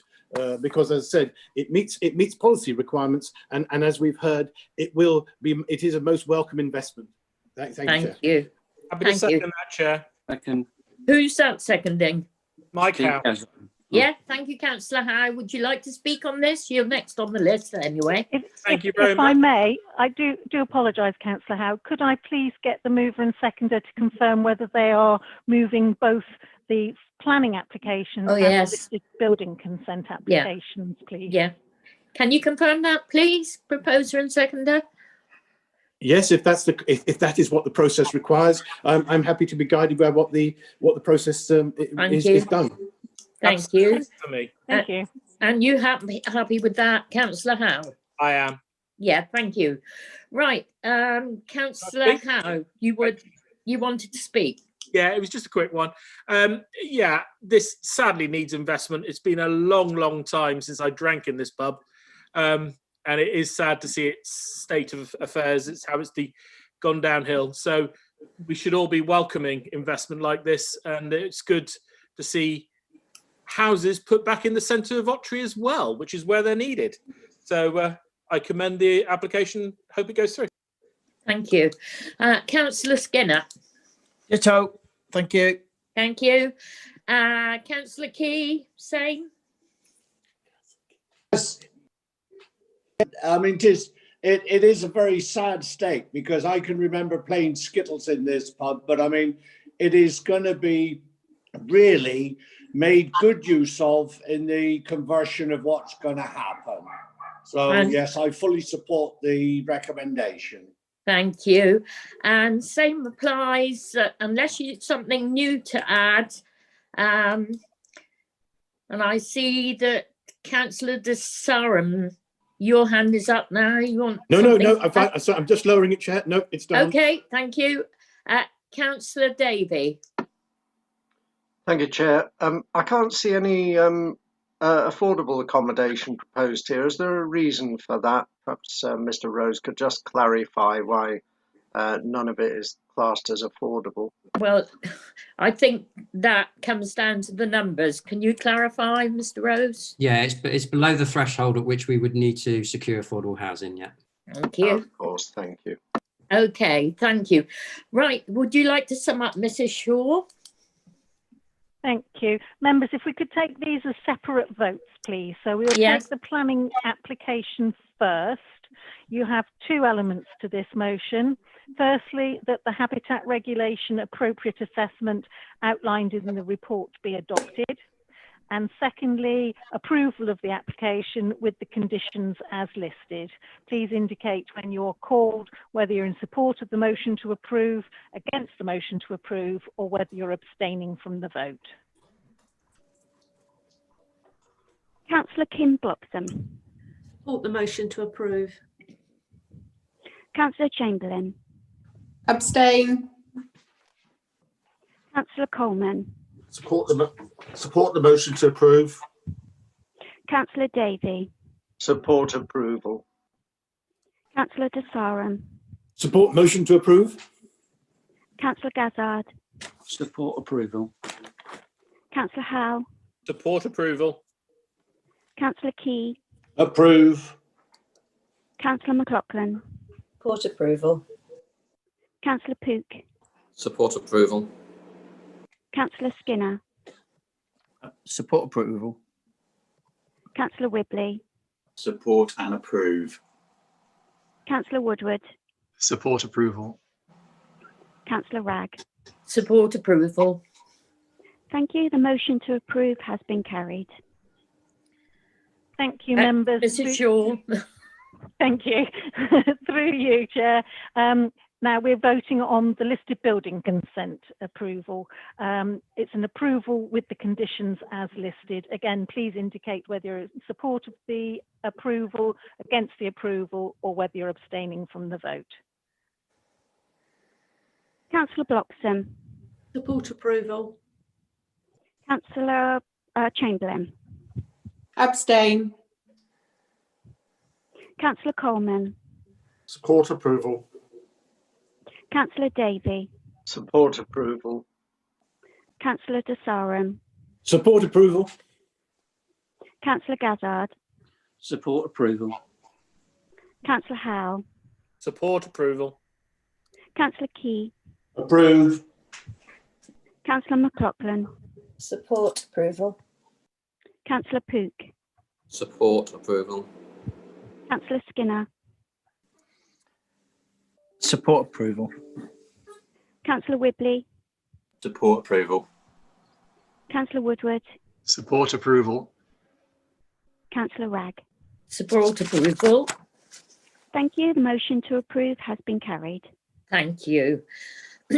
Right. Now we move to, and thank you to Councillor Faithful for attending. We move to the next application, agenda item 8, application number 2017-46, full Woolbrook Reservoir, Balfours, Sidmouth, and you'll find that on page 60. And we have a speaker, Mark Laurenti. Is he in the meeting? The applicant. Yes, I am. Thank you. I'll ask Mr. Rose to present his report, please.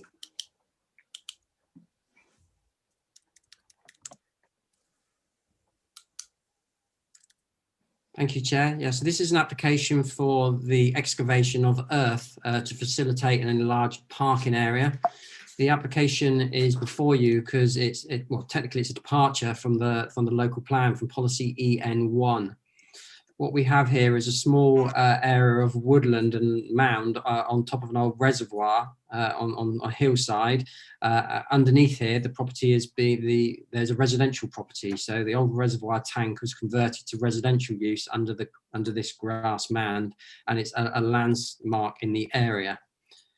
So if I just run through the plan, so we've got the roof of the house here, so you can see how treed it is and green, and we've got an existing parking area at the front, and they want to cut a small area into this mound to create an extra 3 parking spaces. So that's the area in here, and this is the area you can see cut out from that bank there to create the parking area. And the approach road up to the site, and there we have the area. So you can see the parking that the site benefits from the moment, and it will be cut into this bank here to create the extra 3 parking spaces. And whilst I'm on this photo, you can start to see an idea of how you might be able to view the proposed parking area against the site from more distant views. So again, cut into this bank here to create the parking area. These are recent photos, so you can see how some of the trees have been felled. And you'll see in the report, it's relevant to note that roughly the same time the plan application was submitted, there was an application submitted to the tree officers to fell a number of trees on this site. That was agreed with the town council, and it was consented by the tree officers on the basis that the number of those trees were dying. And as such, since then, the applicant has lawfully removed those trees from that part of the site. You can also see that recently the what were garage areas or storage areas to the building have been converted to residential use. And you can also see from that photo how the residential building is set under the reservoir mound. And there's views out and of the car parking area again, and views from the summer to show how much more screened it is with trees. And you can see some of the trees on the site that have been lawfully felled. There's various, so policy EN1, which this proposal is contrary to, is called Land of Local Amenity Importance. And basically it covers a number of areas of land across the district that are considered to be of amenity importance and shouldn't be developed because they complement the character of the area. And those are often sites such as this that are prominent treed, maybe grassed areas that are valuable in the urban areas. So they're important for their character and identity, and because of that, the policy seeks to protect them. And the policy states that there shouldn't be any development where it undermines and harms that character or appearance of the area, but goes further and says it should only be approved where there is a clear community need, which is where this proposal becomes contrary to that policy, because there's no community need for these private parking spaces. However, you'll see from the report that this is an unusual situation because as far as I'm aware, it's the only area of land of local amenity importance that's actually in private residential use. All of the other areas are open areas of land that aren't associated with a residential use. So by its very nature, any application here that the applicant will put forward isn't going to comply with the policy because it isn't going to be providing a community need because it's meeting the own applicant's residential needs. But you'll see from the report that we don't feel that in itself could be an adequate justification to refuse the permission because of this quirk around the residential use of this site. But what we do need to assess really is the visual impact that this proposal will have on the wider area, and you'll see that there are a number of concerns about that. But it's considered the degree of impact here is going to be limited. It's cut in, the trees have already been felled and have been authorised to be felled, and there's going to be a small extra area here that will be cut out of the bank with a retaining wall to create this parking area. And there's no local view. The only views you get of this up close are on the access road up to the site, which is private. So you're then looking at whether there are any wider, longer distance views of the site looking back, and whether it's going to be so harmful to dig out this smaller area here of this mound to create additional car parking area. And you'll see the view of officers is that as the majority of the other, or all the other trees are retained and all the rest of the mound remains untouched, it's not considered that there's going to be any wider visual harm from this proposal. Yes, there will be glimpses coming back across the valley, but those glimpses are going to be of a hard surfaced area in association with the existing parking area. There's no harm to neighbouring amenity. You can see that there's already cars parked next to the adjoining property.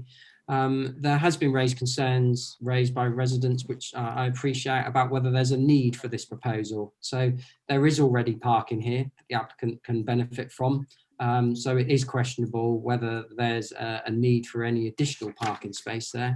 But in any case, if there's no harm identified from the works that they're proposing, and the applicant is advising that this will make the turning of vehicles easier within the site, then again, we don't feel that that would be a strong enough reason to justify refusal. So despite the proposal being contrary to policy EN1, because it can't provide this clear community need, we as officers can't find any harm from the proposal adequate enough to, or strong enough to support refusal of planning permission. So we are recommending approval subject to conditions. Thank you. Thank you, Mr. Rose. There's been a slight change to the published speakers list. So we have Mr. Laurenti to speak. Mr. Laurenti, welcome to the meeting. You have 3 minutes and you'll be told 30 minutes before that time is up that it's coming to an end. Thank you. Would you like to start? Yep, lovely. Thank you. Okay, let me just start by stating the simple reason for the application is we actually need more turning and parking outside our house to what is a private driveway, and there is no detrimental impact to anyone else by doing this. As you can see for the image at the moment, the area by the white car, when the bank's removed there, that area of the bank is actually hidden by the existence of the property directly in front. So there actually is no visual impact really, because no one can see the bank as it is, so it would make no difference. Currently parking is enough for 2 cars. You can see there's a 3rd car there parked in the lane, but that's a mud lane, so not much use. Turning is very limited.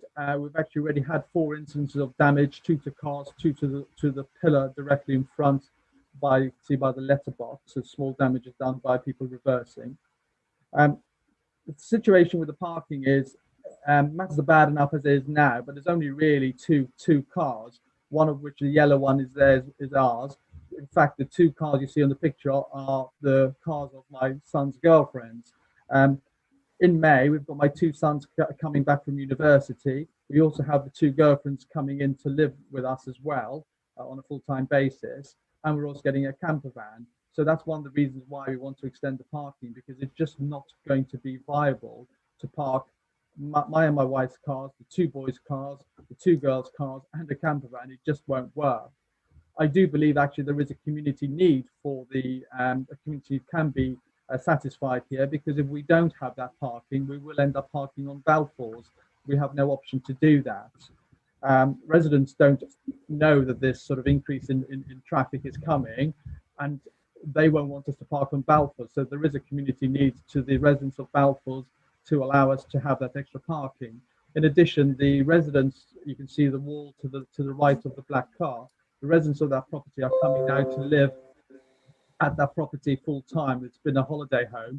They too are going to have increased traffic in terms of deliveries and posts and that type of thing. And in terms of deliveries, at the moment, some drivers are having to reverse up the hill, which you haven't seen an image of. And it's 200 meters. If we have to park on Balfours, it's 200 meters from our house. Delivery drivers will have to reverse. Yeah, so at the end of that road, to turn left is a steep hill for about another 100 meters.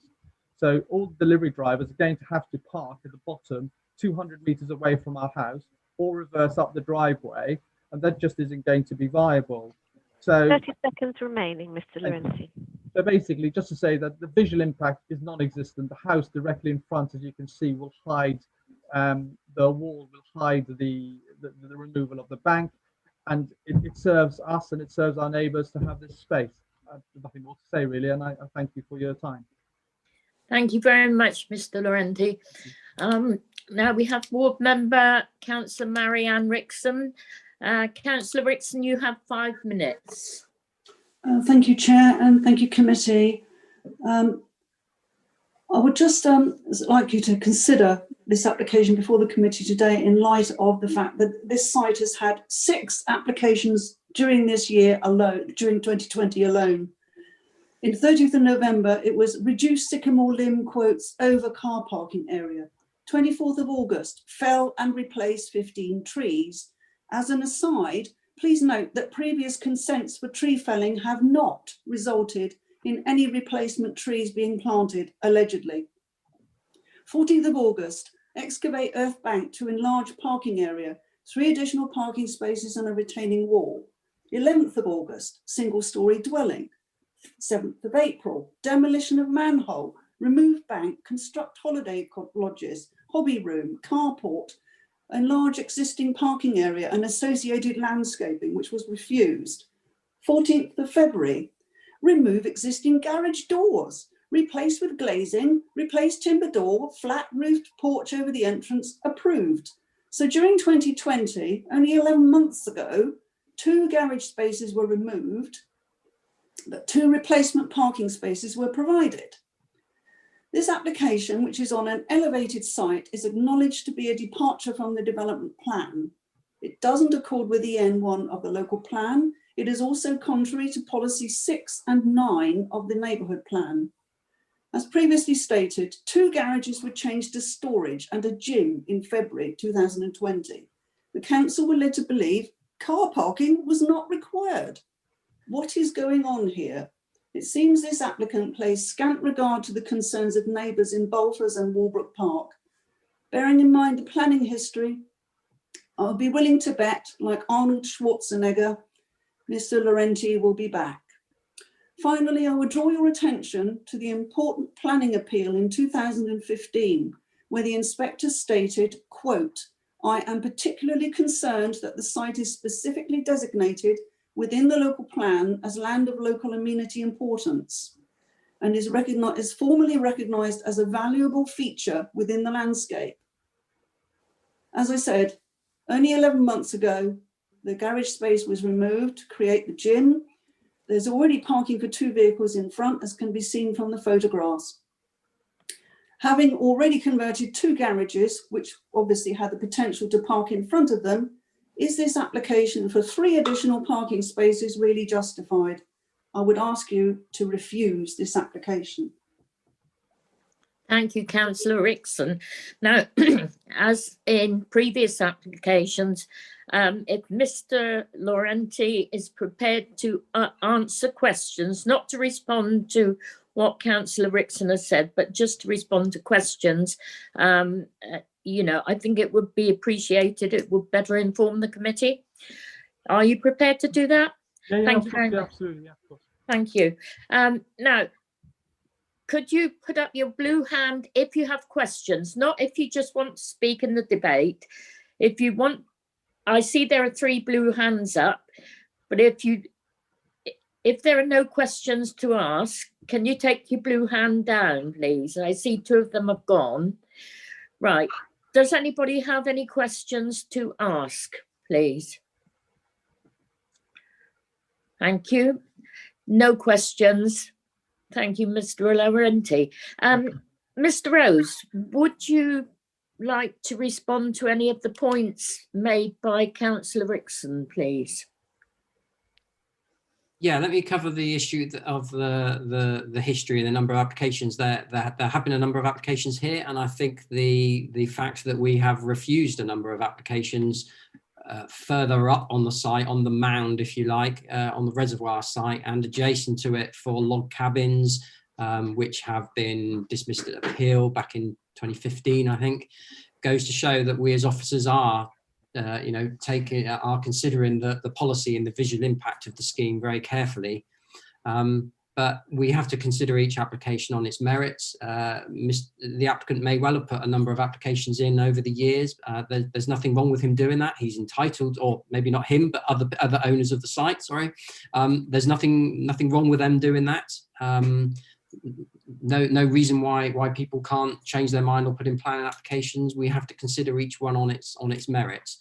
And in this case, it comes back to, is the removal of this area, this earth here, and creation of 3 parking spaces across here harmful, so harmful to either the amenity of the neighbours or the visual impact of the area that you feel that you could justify refusal on appeal.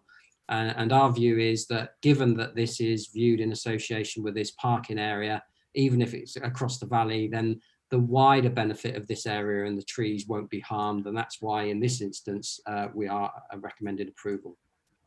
Thank you, Mr. Rose. Right, now, Councillor Skinner, please. Thank you, Chair. And I take absolutely, I thank you, Mr. Rose. I take absolutely no consideration into any of the previous applications that have been made that were raised by Councillor Rickson. It's got nothing to do with this application. This application is, we are judging this application on its own merits. In the way that this is being put forward, I'm going to support the recommendation of going forward with this application.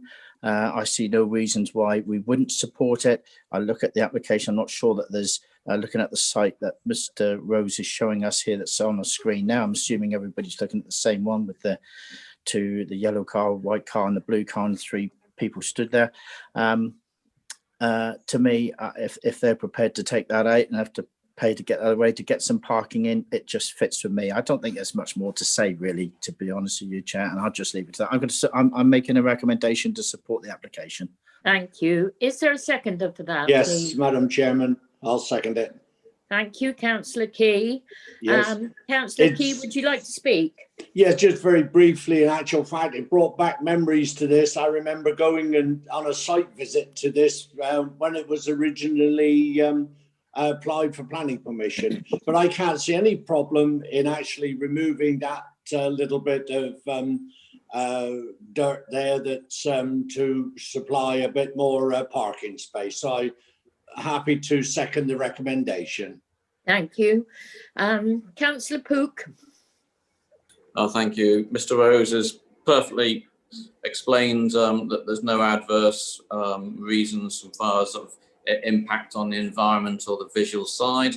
The applicant has shown a need, and Councillor Rickson has kindly shown that the applicant or this site has always followed the planning rules, and I think we should be pleased that we've actually got a site that does actually ask for everything and does follow it. So I'm more than happy to support it.